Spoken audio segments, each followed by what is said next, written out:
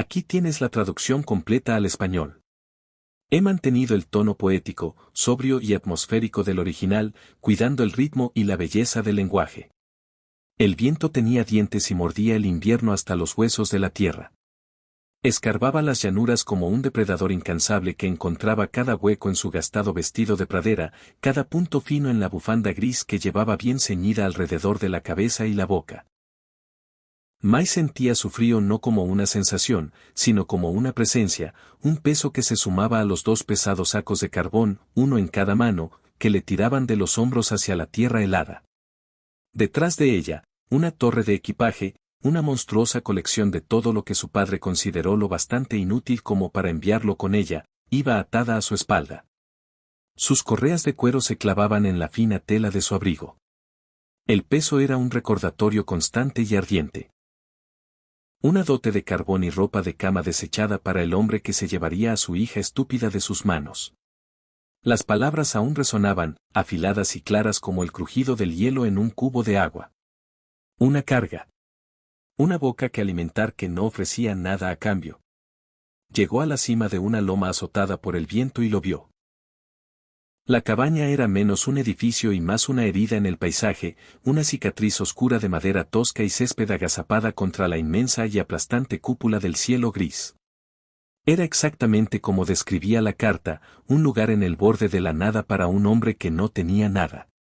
El humo, fino y pálido, se arrastraba desde una chimenea de piedra, el único signo de vida en 100 millas de terreno desolado salpicado de nieve marrón. Esto era todo. El final de una miseria y, supuso, el comienzo de otra. No lloró. Hacía mucho que había aprendido que las lágrimas se congelaban en la mejilla y no daban calor. Solo ajustó el peso sobre su espalda, apretó el agarre de los ásperos sacos de arpillera y siguió caminando. Sus botas marcaban un ritmo solitario en la fina y quebradiza nieve. La puerta se abrió antes de que llegara a ella. El hombre que apareció en el umbral era como su cabaña. Hecho de líneas duras y texturas curtidas por el clima. Era alto, pero parecía más bajo por la forma en que se sostenía, una quietud que absorbía el sonido y el movimiento. Su rostro era un mapa de sol y viento, sus ojos, del color del cielo invernal, guardaban una profundidad tranquila y evaluadora. Vestía un sencillo denim remendado y una camisa de franela gastada por el uso. Primero miró los sacos de carbón que ella llevaba en las manos, y un destello de algo indescifrable cruzó su mirada. Luego levantó los ojos hacia su rostro y después hacia la precaria torre de equipaje sobre su espalda. No dijo nada. El silencio fue su saludo. Mai se detuvo a unos pasos del umbral, con el aliento formando nubes en el aire gélido. Extendió los sacos de carbón como una ofrenda. La última transacción de su padre. El hombre, Amos, como lo nombraba la carta, por fin se movió. Dio un paso adelante. Sus botas de cuero gastado no hicieron ruido. No tomó los sacos. En cambio, extendió las manos detrás de ella. Sus grandes manos callosas encontraron las correas del equipaje. Con un gruñido quedo de esfuerzo, desabrochó las hebillas y levantó todo el peso de su espalda. Lo dejó junto a la puerta con un golpe suave. Solo entonces tomó el carbón. Sus dedos rozaron los de ella por un breve e impactante instante. El roce no fue áspero, sino firme, y llevaba un calor latente y sorprendente. Adentro, dijo. Su voz era baja y ronca, como piedras moviéndose en el lecho seco de un arroyo. No era una bienvenida. Era una orden simple y práctica. El interior de la cabaña era un estudio de la austeridad. Una sola habitación, un hogar de piedra donde ardía un fuego pequeño y hosco, una mesa tosca con 2 sillas y un catre en el rincón. El aire olía a humo de leña, cuero viejo y café. Era pobre, sin duda, pero estaba limpio. Cada objeto tenía su lugar, las pocas sartenes que colgaban junto al fuego estaban relucientes, el suelo barrido de cualquier resto. Era la pobreza cuidadosa de un hombre que respetaba lo poco que tenía. Dejó los sacos de carbón junto al hogar sin decir palabra y se volvió hacia ella. Señaló el segundo catre, un armazón simple con un colchón fino y una sola manta de lana remendada doblada con pulcritud. Ese es el tuyo. Se acercó al fuego y añadió unas ramitas. La llama se agitó, lamiendo el nuevo combustible y proyectando sombras parpadeantes que hacían que la pequeña habitación pareciera a la vez más grande y más confinada. Mai se quedó junto a la puerta, insegura. La habían entregado como una carga. ¿Y ahora qué? Lo observó. Sus movimientos eran económicos y seguros. No volvió a mirarla. Era un hombre acostumbrado a la soledad, y su presencia era una intrusión que soportaba, no que abrazaba. Por fin se movió. Tenía los miembros rígidos por el frío y el agotamiento. Se desabotonó el fino abrigo, lo dobló con cuidado y lo colocó a los pies de su catre. No conocía las reglas de aquel lugar, pero conocía las reglas de la supervivencia. Hazte útil. Hazte pequeña. Vio que el cubo de agua junto a la puerta estaba medio vacío. Sin decir palabra, lo tomó. Sus ojos buscaron los de él pidiendo permiso. Él asintió brevemente, casi imperceptiblemente, con la mirada fija en el fuego. Salió de nuevo al viento mordiente.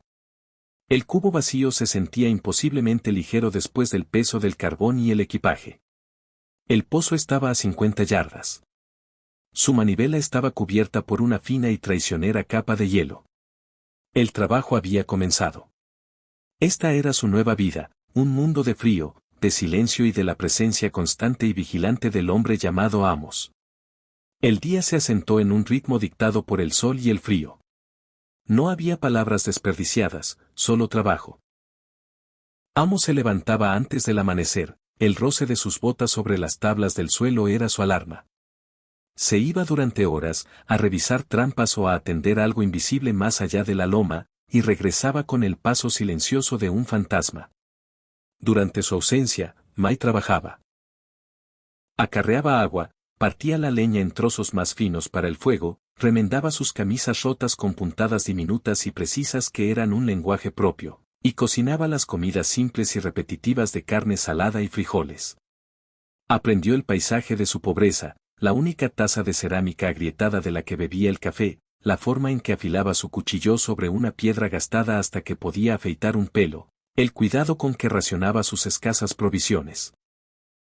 Nunca le daba las gracias. Nunca la elogiaba.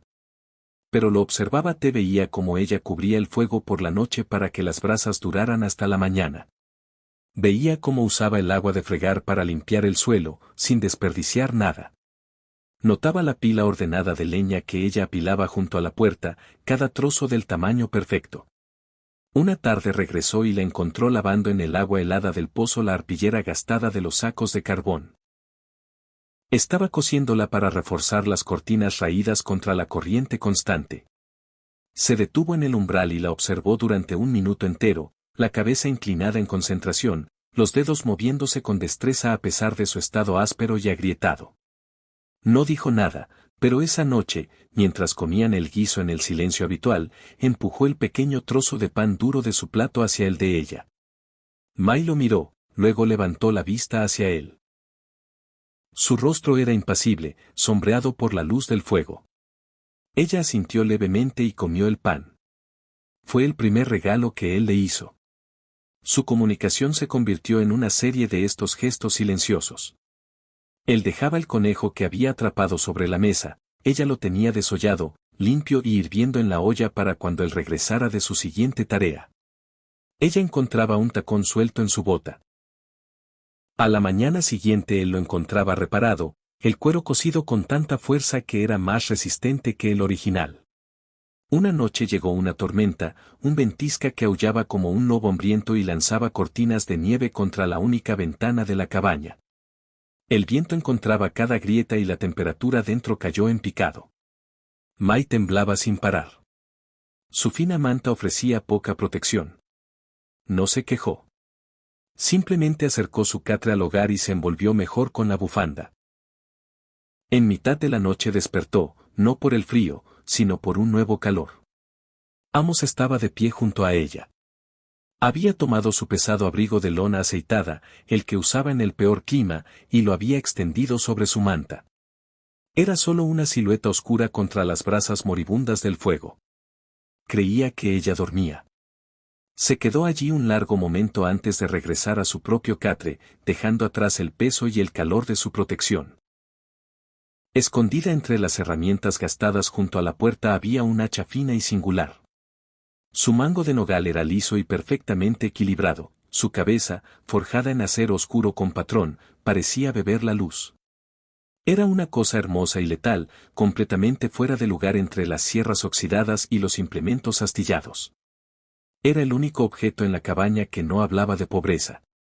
Hablaba de calidad, de orgullo, de un mundo más allá de esta subsistencia desesperada. A veces, cuando Amos estaba ausente, May pasaba un dedo por el mango pulido, sintiendo la veta perfecta de la madera. Era un secreto, una contradicción que no podía resolver. Era una parte de él que no encajaba en la historia que presentaba al mundo. Sugería una fuerza y un propósito dormidos, enroscados y a la espera, muy parecidos al propio hombre. La llegada de un jinete era un acontecimiento. El sonido viajaba lejos en el silencio invernal, y oyeron el crujido rítmico de los cascos sobre la nieve mucho antes de que el jinete apareciera. Amos, que estaba engrasando una trampa junto al fuego, se quedó inmóvil. Se levantó y se acercó a la ventana. Su cuerpo se tensó al instante. May observó su espalda, la repentina rigidez de sus hombros. El problema tenía un sonido, y este era. El jinete que apareció era un hombre hecho de arrogancia y cuero caro. Montaba un alto y fino caballo castrado y llevaba un grueso abrigo con cuello de castor. Desmontó con aire de propietario, como si la misma tierra que pisaba le perteneciera. Hollister, dijo Amos. El nombre fue una piedra dura y plana en la habitación silenciosa. Se volvió desde la ventana y miró a May. Quédate dentro. Hollister ni siquiera llamó. Empujó la puerta y llenó el espacio con su volumen y su arrogancia. Sus ojos, pequeños y codiciosos, barrieron el interior de la cabaña y lo descartaron con una mueca de desprecio. Luego se posaron en May. Una sonrisa lenta y desagradable se extendió por su rostro. Vaya, Amos, me enteré de que habías adquirido una nueva propiedad. No imaginaba que sería tan exótica. La miró de arriba abajo como si fuera un caballo que estuviera considerando comprar. Amos se colocó entre ellos, un obstáculo silencioso e inamovible. Su quietud era profunda, un marcado contraste con la energía inquieta de Hollister. ¿Qué quieres, Hollister? Solo una visita de vecino, dijo el hombre, con una sonrisa que no llegaba a sus ojos. Y para hacerte una oferta. Apenas estás sobreviviendo aquí. Esa pequeña parcela de tierra en la que estás ocupando linda con mi pastizal sur. Te daré un precio justo por ella. Suficiente para que te vayas de este territorio. Su mirada se deslizó más allá de Amos hacia May otra vez. Y me llevaré a la chica de tus manos. Te pagaré el doble de lo que diste por ella, me atrevería a decir. El insulto quedó suspendido en el aire, denso y sofocante. May sintió un frío terror subirle por la columna, más frío que cualquier viento invernal. Era propiedad. Una cosa que se podía comprar y vender. La valoración que su padre había hecho de ella la había seguido hasta aquella cabaña desolada. Amos no movió ni un músculo. Su voz, cuando habló, era peligrosamente baja. Ella no está en venta. Hollister soltó una risa corta y fea. No seas tonto. ¿De qué te sirve aquí? Yo puedo darle un lugar adecuado. Mi casa tiene habitaciones en las que podría perderse. Esta es mi tierra, dijo Amos, con la voz aún más baja. Las palabras no eran una reclamación, eran un hecho. Y tú no eres bienvenido en ella. Vete, Odo. El rostro de Hollister se oscureció. Dio un paso adelante, con la mano cayendo sobre la pistola que llevaba en la cadera. No estás en posición de dar órdenes, ocupa. Todo este valle será mío tarde o temprano. Un pobre terco como tú es solo un inconveniente temporal. En ese momento, May se movió. No pensó, actuó. Metió la mano en la caja de leña junto al hogar y sus dedos se cerraron alrededor de un pesado trozo de roble partido. Era sólido, áspero y real. Se levantó y dio un paso al lado, de modo que ya no estaba detrás de Amos, sino a su lado. Sujetaba la madera baja, no como un arma para blandir, sino como una declaración clara. No se estaba acobardando. No esperaba ser rescatada. Sus ojos se encontraron con los de Hollister, y por primera vez no apartó la mirada. Su mirada era tan firme e inquebrantable como la del hombre que estaba a su lado. La sonrisa arrogante en el rostro de Hollister vaciló. Miró del rostro pétreo de Amos a la silenciosa desafío de May, y vio no a dos víctimas, sino a un frente unido. Vio algo que no esperaba y que no entendía. Con una maldición, retrocedió, abrió la puerta de un tirón. «Te arrepentirás de esto», gruñó antes de montar su caballo y alejarse al galope. Su furia removió la nieve convirtiéndola en un lodazal. El silencio que dejó fue más pesado que antes. Amos permaneció mucho tiempo de pie, de espaldas a ella, mirando por la puerta abierta las huellas que el caballo de Hollister había dejado. Por fin cerró la puerta. El pestillo hizo clic con un sonido de finalidad. Se volvió y sus ojos encontraron el trozo de madera que May aún sujetaba. Se acercó a ella, y por un momento ella pensó que podría enfadarse por su interferencia. En cambio, tomó con suavidad la madera de su mano y la colocó de nuevo en la caja de leña. La miró, y el muro impenetrable de su reserva pareció agrietarse, solo por un segundo. En sus ojos había una luz nueva, no calor, aún no, pero un respeto profundo y sincero. La había puesto a prueba con la adversidad, y ella había resistido. Hollister los había puesto a prueba a ambos con malicia, y ella se había mantenido firme. Le dio un solo y lento asentimiento. Fue más elocuente que cualquier discurso. La prueba había terminado. La mañana siguiente amaneció clara y fría. El mundo estaba limpio tras la tormenta. El cielo era de un azul pálido y brillante. Después del desayuno silencioso, Amos se levantó y se puso su pesado abrigo. La miró. «Ven». No era una orden de trabajo, sino una invitación. May se puso su propio abrigo fino, se envolvió la bufanda alrededor de la cabeza y lo siguió al exterior, hacia la blancura cegadora del nuevo día. No caminó hacia sus líneas de trampas ni hacia el pozo. Se alejó de la cabaña, dirigiéndose hacia la alta cresta azotada por el viento que formaba la pared occidental de su pequeño valle. La subida era empinada y la nieve profunda en algunos lugares. Amos abría el camino. Sus largas piernas avanzaban con un ritmo fácil y poderoso. Nunca miró atrás para ver si ella lo seguía. Sabía que lo haría. Llegaron a la cima cuando el sol de la mañana despejó las montañas lejanas, inundando el paisaje con luz dorada. May recuperó el aliento, en parte por la subida, en parte porque el aire frío le quemaba los pulmones. Amos se detuvo al borde, mirando lo que había más allá. Esperó a que ella se acercara y se pusiera a su lado. Este era el umbral. Ella dio un paso junto a él y el mundo se abrió. Abajo, extendiéndose hasta donde alcanzaba la vista, no había más pradera desolada, sino un vasto valle protegido. Un río, una cinta de agua oscura y movediza, serpenteaba por su centro. Sus orillas estaban pobladas de álamos desnudos y hermosos contra la nieve. Y dispersado por el fondo del valle, pastando tranquilamente bajo el sol invernal, había ganado. No una docena, ni 100, sino miles. Eran pequeños puntos negros y marrones contra el blanco, un testimonio extenso de una riqueza inmensa y oculta. Acomodada en una curva del río había una casa de rancho, larga y baja, construida de madera oscura y piedra de río, con corrales y graneros que se extendían desde ella como un pequeño pueblo autosuficiente. El humo subía de sus chimeneas, una columna confiada contra el cielo azul. May miró, sin palabras. Su mente luchaba por conectar aquella escena de prosperidad profunda con el hombre que estaba a su lado, el hombre de la camisa remendada y la taza agrietada. Era imposible. Él siguió su mirada. Su expresión seguía siendo indescifrable. Mi padre construyó la casa, dijo, con voz baja contra la inmensidad. Mi abuelo colonizó el valle. La tierra de Hollister termina en aquella cresta lejana.